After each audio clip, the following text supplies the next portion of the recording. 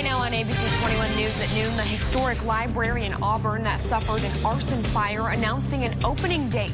Details straight ahead.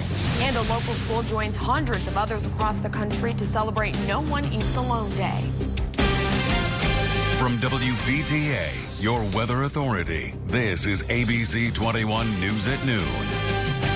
We begin this noon hour with a live look over downtown Fort Wayne. The sunshine returns for this Friday and the start of the weekend, but is it here to stay?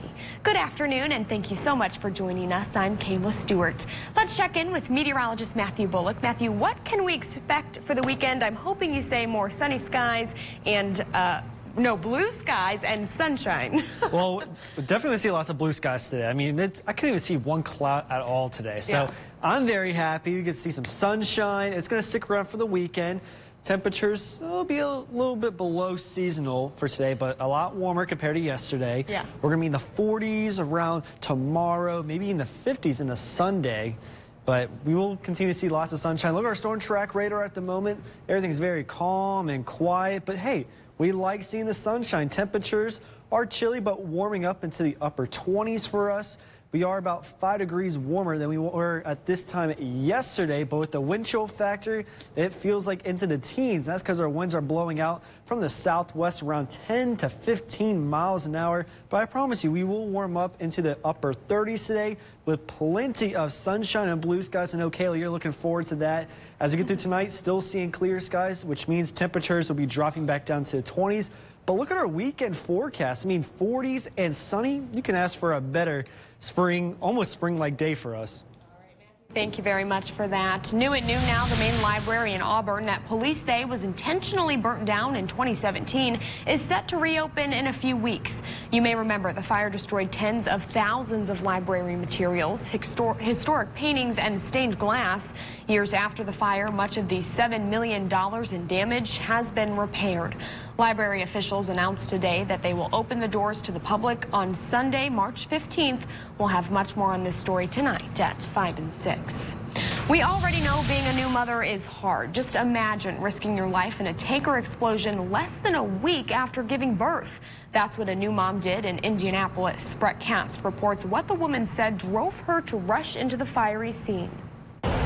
We see a plume of smoke, like huge smoke, like it looked like a warehouse was on fire. A massive fire shutting down 2 interstates could be seen from miles away, but Holly McNally had a much closer view. And I slowed down and I saw the actual semi on fire. And then I looked to the front of the semi and I see a man on fire. McNally was driving with her mom and pulled up on the truck driver right after he crashed into the barrier, watching as fire consumed him and his truck. And I'm scanning, and people are videotaping and watching, but nobody's running over there.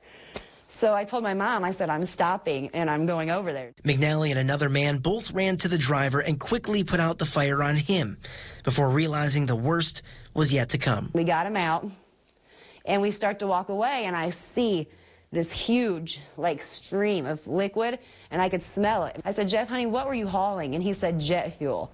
And I was like, oh my gosh. Her shoes now soaked in jet fuel, McNally and the other man knew they had to move quick, especially knowing who was waiting for them at home. And we're trying to carry him down, and it's like getting closer and closer, and the second explosion went off. And smoke was hitting us, and I was just praying, God, please let me get out of here so I can go see my baby. That's him. It's my little man. Just this week, McNally gave birth to a son, Connor. He's still in the NICU at St. Vincent, where McNally had just been minutes before pulling up to the fire. I thought, what if that's my son? What if that were Connor, when he's 30? Would you want somebody to just leave him there? Luckily, the 3 of them made it before the fire spread. She hopes that her story of selflessness might encourage others to do the same. My mom was like, I can't believe you just didn't run away. And I'm like, well, I'm not going to leave somebody. I wish everybody was like that. You know what I mean? Everybody, like I said, I think everybody should help everybody. The 59-year-old truck driver is in the hospital in critical condition. State police believe speed contributed to this crash. Back here in Fort Wayne, a local school joined hundreds of other schools across the country to celebrate No One Eats Alone Day. Managed Health Services hosted an assembly for students to encourage inclusion. The event also had a bullying prevention program performed by Young Actors Theater. Students learned about social isolation and the negative impact it can have on a student. Then students were given the opportunity to put what they learned into action and were encouraged to sit with students at lunch that they didn't know. A lot of studies have shown that in the adolescent years, if you're not building those healthy relationships, you're not going to be a healthy adult. You'll have more issues with anxiety, depression. So we really want to make sure these kids feel included and feel like they're part of the group. Organizers say the initiative will reach more than 1 million students in all 50 states. Happening this weekend, the Women's Expo at the Memorial Coliseum. Organizers say there will be free spa treatments, shopping, and much more. It's happening from 10 to 5 this Saturday. Tickets are $7 per person.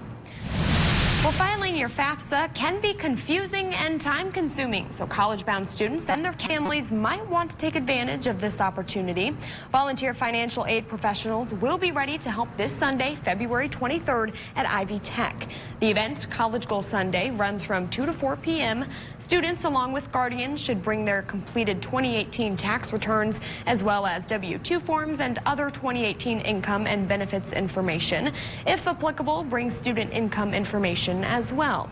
FAFSA must be submitted by April 15th to be eligible for any Indiana financial aid. Now to a new report over Russia. Intelligence officials warning lawmakers the country was trying to intervene in the 2020 election to help get President Trump reelected. The president reportedly infuriated when he learned of the briefing days later, replacing the director of national intelligence. ABC's Serena Marshall has the latest. Russia is at it again. ABC News has learned the country is working to spread disinformation and trying to help re-elect President Trump by interfering in the 2020 campaign. The president at a rally last night as the news broke. He says he wants America's top intelligence official out, not because of Russia, but because he's reportedly upset intelligence officials told the House Intelligence Committee last week of Russia's plans, according to sources, including how Russia would use social media to spread disinformation in support of President Trump. Nobody's been tougher on Russia than Donald Trump. Nobody. One of those briefed Adam Schiff, the Democrat who led the impeachment proceedings in the House and is head of the committee with oversight of the intelligence agency. The president on the attack last night in Colorado.